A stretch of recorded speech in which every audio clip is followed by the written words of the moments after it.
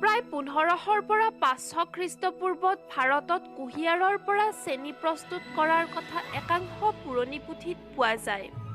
6 শতিকাৰ ফালে আৰবৰ পৰা পাৰস্যলৈ অহা আৰবৰ ব্যৱসায়ীসকলে ভূমধ্যসাগৰীয় দেশসমূহলৈ চেনি বিয়পাই দিয়ে। চীন দেশে ভাৰতৰ পৰা কুঁহিয়াৰ খেতিৰ পদ্ধতি আমদানি কৰিছিল। পশ্চিমীয়া দেশসমূহত খাদ্য মিঠা কৰিবলৈ চেনিৰ ব্যৱহাৰ হোৱাৰ উপৰিও চেনি মিহলি বিভিন্ন খাদ্যৰ সম্ভাৰে চেনিৰ চাহিদা বৃদ্ধি কৰিছিল। সাম্ৰাজ্যবাদী শক্তিসমূহে কুঁহিয়াৰ খেতিৰ বাবে ন ঠাইৰ সন্ধানত নামি পৰিল। ব্ৰিটেইনে উচ্চ হাৰত বাহিৰৰ পৰা চেনি আমদানি কৰাৰ ফলত 1740 চনৰ পৰা 1820 চনলৈ ব্ৰিটেইনত চেনিৰ মূল্য অভাৱনীয় হাৰত বৃদ্ধি পাইছিল। 1792 চনত ইষ্ট ইণ্ডিয়া কোম্পানীৰ বেংগলৰ দায়িত্বত থকা লেফটেনেণ্ট জে পিটাৰছনে ব্ৰিটিছ পাৰ্লিয়ামেণ্টত এটি ৰিপৰ্ট দাখিল কৰে। এই ৰিপৰ্টত কোৱা হৈছিল যে ভাৰতত ৱেষ্ট ইণ্ডিজতকৈ কম খৰচত ৰিফাইণ্ড চুগাৰ তৈয়াৰ কৰিব পৰা যায়। 1826 চনৰ ইয়াণ্ডাবু সন্ধিৰ জৰিয়তে অসম ব্ৰিটিছসকলৰ দখললৈ যায়। ইয়াৰ কিছু সময়ৰ বিৰতিৰ পিছত অসমতো ব্ৰিটিছসকলে চেনি উৎপাদনৰ বাবে আগবাঢ়ি আহে আৰু ইয়াৰ পৰাই আৰম্ভ হয় অবিভক্ত নলবাৰী জিলা আৰু বৰ্তমান বাক্সা জিলাৰ বাগানপাৰাত ব্ৰিটিছসকলৰ চেনিকল বহুৱাৰ ইতিহাস।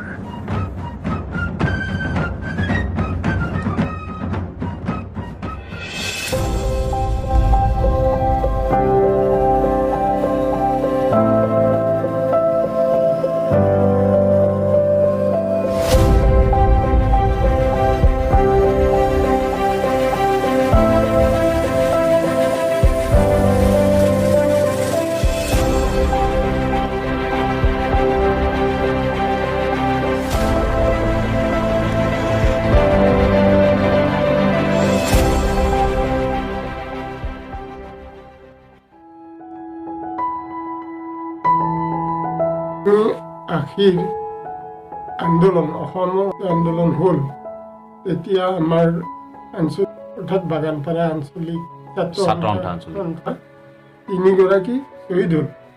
প্ৰথমতে শ্বহীদ হ'ল আমাৰ দিলীপ হুজুৰি শ্বহীদ হোৱাৰ পিছত আমি যেতিয়া নেকি তেতিয়া কাকতলৈকে নামটো পঠাওঁ বাতৰি কাকতলৈকে এই নামটো বাগানপাৰা কেতিয়াও নহয়, অকল এবাৰ হ'ল বাঘাপাৰা, তাৰপিছত বেংনাপাৰা, তাৰপিছতহে বাগানপাৰা স্পষ্টভাৱে নামটো হ'ল। কিন্তু এইটো ঠিক বাগানপাৰা নামটো অতীজৰ পৰাই আছে। সম্ভৱতঃ ইংৰাজীয়ে স্থাপন কৰা কুঁহিয়াৰ বাগানৰ পৰা নামাকৰণে ইয়াৰ ওচৰত থকা গাঁওখনৰ নাম বাগানপাৰা হোৱা বুলি আমি অনুমান কৰোঁ।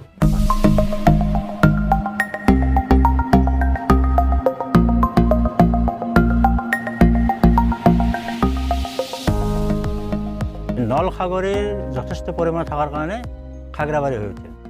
নল খাগৰা আমাৰ যিটো কওঁ গাঁৱলীয়া ভাষা মতে নল সাগৰী গুচি খাগৰা হ'ল, খাগৰাৰ পৰা যে খাগৰাবাৰী হৈ উঠিল।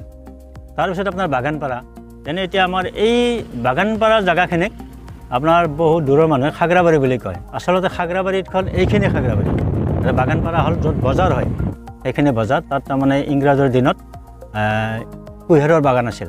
আমাৰ এতিয়া বাগানপাৰা হাইস্কুলৰ যিখন বল খেলা ফিল্ড আছে সেইখনত কুঁহিয়াৰৰ বাগান আছিল।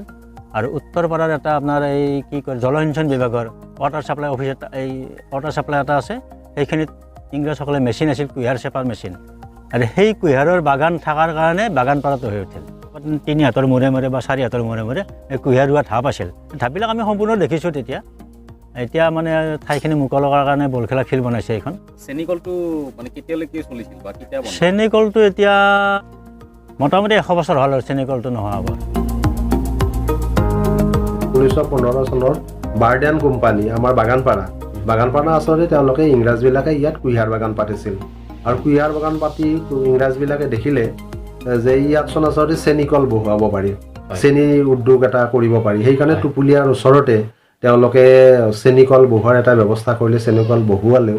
আৰু সেই মেচিনবিলাক আনিবৰ কাৰণে নলবাৰীৰ পৰা আনিবৰ কাৰণে তেওঁলোকে ডাঙৰ ডাঙৰ মহৰ গাড়ী ব্যৱহাৰ কৰিবলগীয়া হৈছিল। আৰু এনেইতো গাড়ী নাহিব আৰু সেইকাৰণে ৰাস্তা এটা তেওঁলোকে বৰ প্ৰয়োজন অনুভৱ কৰিছিল। তেতিয়া ডাঙৰ ডাঙৰ গছবোৰ বগৰাই তাৰ ওপৰত মাটি দি পেলাই তেনেকৈ নলবাৰীৰ পৰা আমাৰ বাগানপাৰালৈকে এই ৰাস্তাটো কৰা হ'ল। শেষত গৈ তেওঁলোকৰ এইটো ব্যৱসায়টো ভাল নহ'ল, ইতিমধ্যে স্বাধীনতা আন্দোলনৰ চাৰিওফালে বিয়পি ধৰিলে, গতিকে তেওঁলোকক ইয়াৰ পৰা ছত্ৰভংগ দিলে। সেই চেপ্টাৰটো সিমানতে এটি হ'ল, নহ'লে বাগানপাৰা হয়তো আজি চেনী উদ্যোগৰ অসমৰ বা উত্তৰ ভাৰতৰ এখন বৰ লেখত ল'বলগীয়া এটা উদ্যোগ স্থান এটা হ'লহেঁতেন। 1913 চনৰ 2 মাৰ্চত ভাৰত চৰকাৰৰ কৃষি বিষয়া বি কভেন্ট্ৰীয়ে অসম চৰকাৰৰ কৃষি বিষয়া মেক্সৱেলিক নামনি অসমত পৰীক্ষামূলকভাৱে কুঁহিয়াৰ খেতি কৰিবলৈ প্ৰাথমিক সন্মতি প্ৰদান কৰিছিল। কিন্তু এই সময়ছোৱাত নামনি অসমৰ কুঁহিয়াৰ খেতিক লৈ সেই সময়ৰ অসমৰ চাহ উদ্যোগীসকল শংকিত হৈ পৰিছিল, কিয়নো তেওঁলোকৰ ভয় আছিল চাহ বাগানৰ স্থানীয় কছাৰী বনুৱাসকলে চাহ বাগান এৰি কুঁহিয়াৰ বাগানলৈ ঢাপলি মেলিব পাৰে। কিন্তু এনে আপত্তিসমূহৰ কোনো যুক্তিযুক্ততা নাই বুলি 1913 চনৰ 10 মাৰ্চত অসম চৰকাৰৰ বিষয়া WM কেনেডিয়ে অসমৰ মুখ্য আয়ুক্তলৈ পত্ৰ প্ৰেৰণ কৰে। কিন্তু চাহ উদ্যোগীসকলে ইয়াতে ক্ষান্ত নাথাকি নামনি অসমৰ চেনী উদ্যোগ তথা কুঁহিয়াৰ পাম বন্ধ কৰিবলৈ প্ৰচেষ্টা অব্যাহত ৰাখিছিল। 1914 চনৰ এপ্ৰিল মাহৰ পৰা বৰ্তমান বাক্সা জিলাৰ বাগানপাৰা তথা সেই সময়ৰ উত্তৰ কামৰূপৰ খাগ্ৰাবাৰীত কুঁহিয়াৰ খেতি আৰম্ভ কৰা হৈছিল। প্ৰথমতে 23 একৰ মাটিত এই খেতি আৰম্ভ কৰা হৈছিল বুলি তথ্য পোৱা যায়। 1915 চনত জাৰকালি ভাপচালিত ইঞ্জিন অনা হৈছিল আৰু অন্য যন্ত্ৰপাতি অনা হৈছিল 1916 চনত। কুঁহিয়াৰ খেতিৰ জনপ্ৰিয়তা বৃদ্ধিৰ বাবে ব্ৰিটিছ চৰকাৰে প্ৰায় 3,25,000 কুঁহিয়াৰৰ পুলি বিতৰণ কৰিছিল। কৃষি বিভাগে 3টা ল'ৰে নিৰ্মিত চেনিকল স্থাপন কৰাৰ ব্যৱস্থাও গ্ৰহণ কৰিছিল। কিন্তু সেই সময়ত উদ্ভৱ হোৱা প্ৰথম মহাসমৰৰ পৰিপ্ৰেক্ষিতত মেচিনসমূহ সময়মতে আহি পোৱা নাছিল। বাগানপাৰা এই কুঁহিয়াৰ বাগানখনত উৎপাদিত কুঁহিয়াৰখিনিৰ আধাৰত এটি চেনী উদ্যোগ স্থাপনৰ বাবে আগবাঢ়ি আহিছিল চেনী ব্যৱসায়ত অভিজ্ঞ ব্যক্তি মেক্সৱেল। ইংৰাজসকলে তাত মেচিন আদিও স্থাপন কৰি কুঁহিয়াৰৰ পৰা চেনী তৈয়াৰ কৰিছিল। ইয়াতে ভগ্নাৱশেষ বৰ্তমানে উত্তৰ পৰা অৰ্থাৎ আমাৰ যিটো মিছন আছে তেতিয়াও ভগ্নাৱশেষ 2 এটুকুৰা এতিয়া আছে।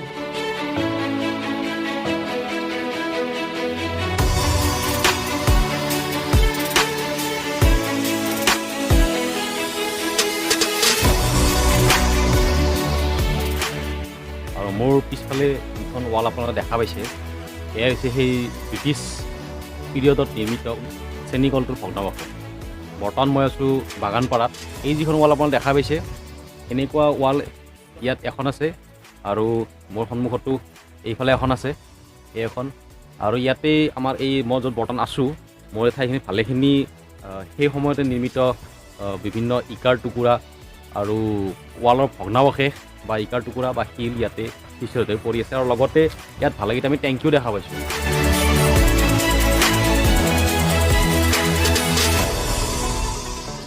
এই বাগানত প্ৰথম 2টা বছৰ মেক্সৱেলে গুড় উৎপাদন কৰিছিল।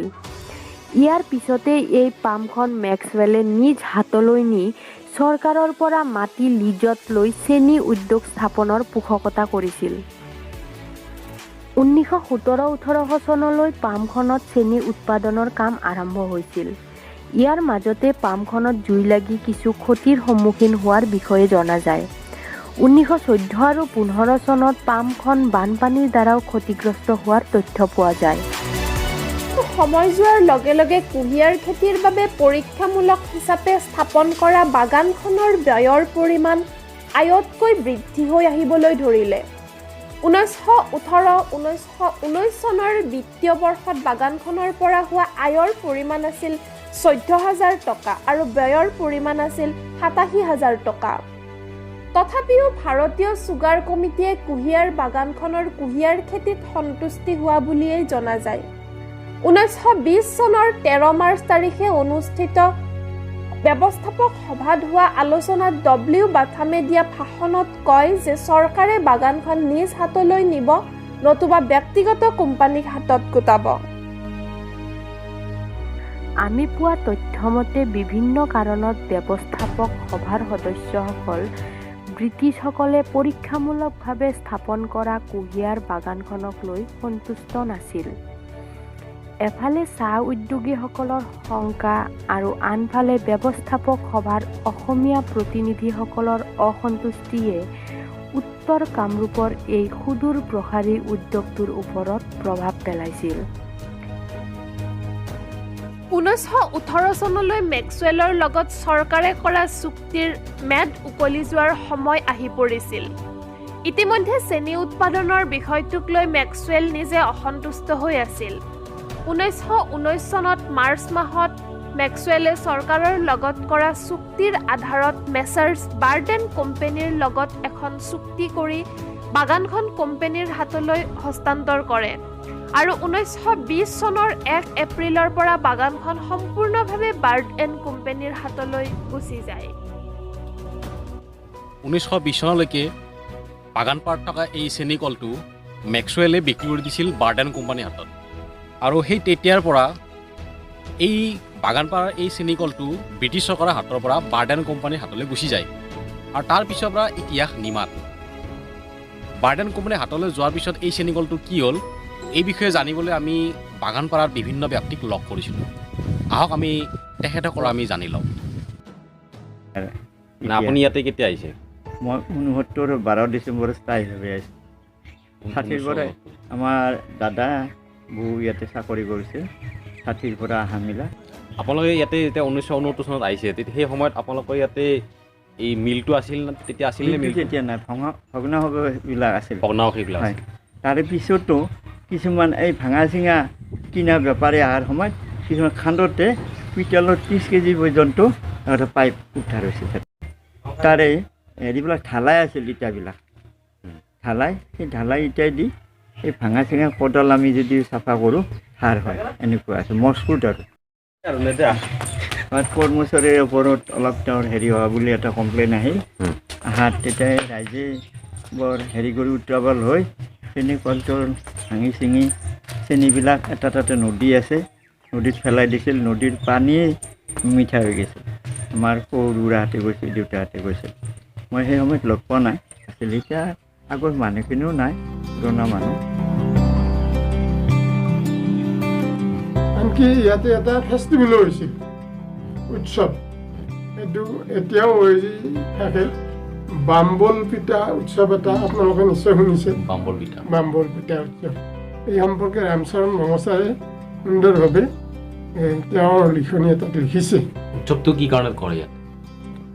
সেই সময়ত কেম্বল নামৰ এজন ব্ৰিটিছ চাহাবে যিটো নেকি কুঁহিয়াৰ বাগান আৰু চেনিকল তদাৰক কৰিছিল। তেওঁ হেনো বৰ অত্যাচাৰী আছিল। মই তেওঁৰ লিখনিৰ হাত ধৰিহে কৈছোঁ কথাটো। আৰু তেতিয়া যিখিনি শ্ৰমিক আছিল, এই শ্ৰমিক মানুহখিনি বৰ অসন্তুষ্ট হৈছিল। অসন্তুষ্ট হৈ পেলাই তেওঁক খেদিবৰ কাৰণে বহুত চেষ্টা কৰিছিল। আপোনালোকে জানেই ইংৰাজী ভাষাটো আমাৰ অসমীয়া মানুহে তেতিয়া স্পষ্টভাৱে জনা নাছিল। আমাৰ যিখিনি সজোৱা মানুহে কেম্বলক এইটো বাম্বল বুলিহে কৈছিল। সেইকাৰণে ভাদ মাহৰ পূৰ্ণিমা তিথিত কেম্বলক খেদাৰ কাৰণে তেওঁলোকে লাঠি জোং লৈ এই পূৰ্ণিমা তিথিত আগবাঢ়ি আহিছিল। আৰু এনেকুৱা তেওঁ প্ৰবাদ আছে, গানো কেইটামান আছে।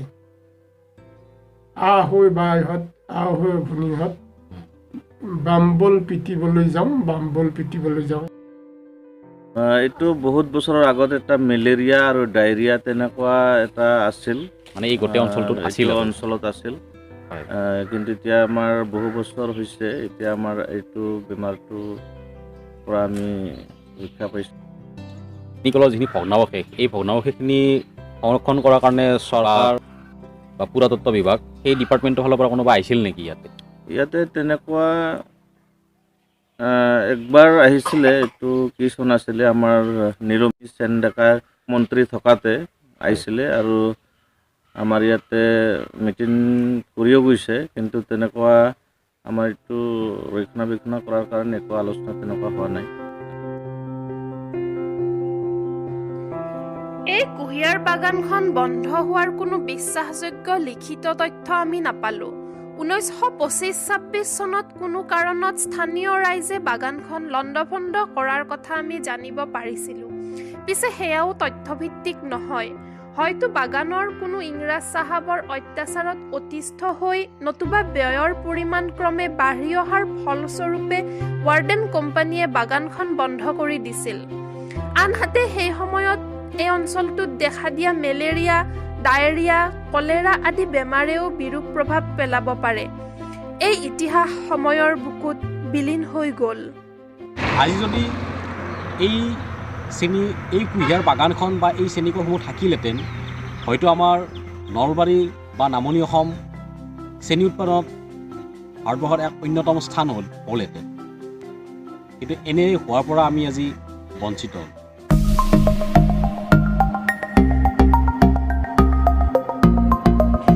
বৰ্তমান বাগানপাৰাত কোনো চেনিৰ কল নাই।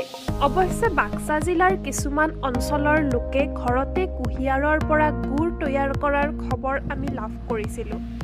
এই খবৰৰ ভিত্তিত আমি উপস্থিত হৈছিলোঁ নাগৰিজুলিৰ ওচৰৰ নাৰায়ণপুৰ আৰু কাউলি গাঁৱত। এই নাৰায়ণপুৰ কাউলিত আমি ঘৰতে গুড় প্ৰস্তুত কৰাৰ কাম কাজ আৰু গুড় তৈয়াৰ কৰা মেচিনসমূহ পৰ্যবেক্ষণ কৰিছিলোঁ।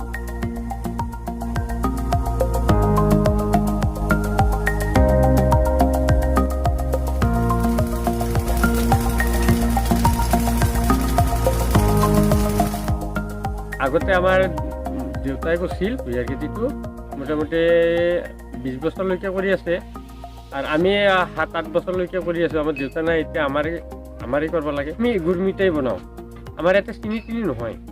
এতিয়াতো আপোনালোকে বিক্ৰী ক'ত কৰে? বিক্ৰী আমাৰ ঘৰৰ পৰা বেপাৰী লৈ যায়।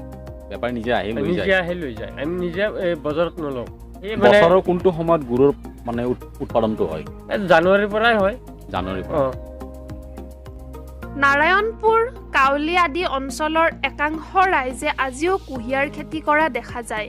ভূটান পাহাৰৰ পাদদেশত হোৱা বাবে এই কুঁহিয়াৰ বাগানসমূহত সময়ে সময়ে বনৰীয়া হাতীয়ে উপদ্ৰৱ কৰাৰ কথা আমি জানিব পাৰিছিলোঁ।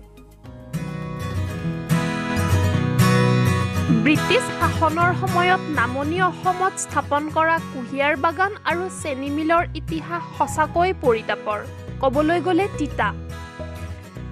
আজি যদি এই বাগান আৰু মিলটো থাকিলেহেঁতেন, হয়তো নামনি অসমে আমাৰ ৰাজ্যখনৰ ঘৰুৱা অৰ্থনীতিত বিশেষ ভূমিকা গ্ৰহণ কৰিব পাৰিলেহেঁতেন।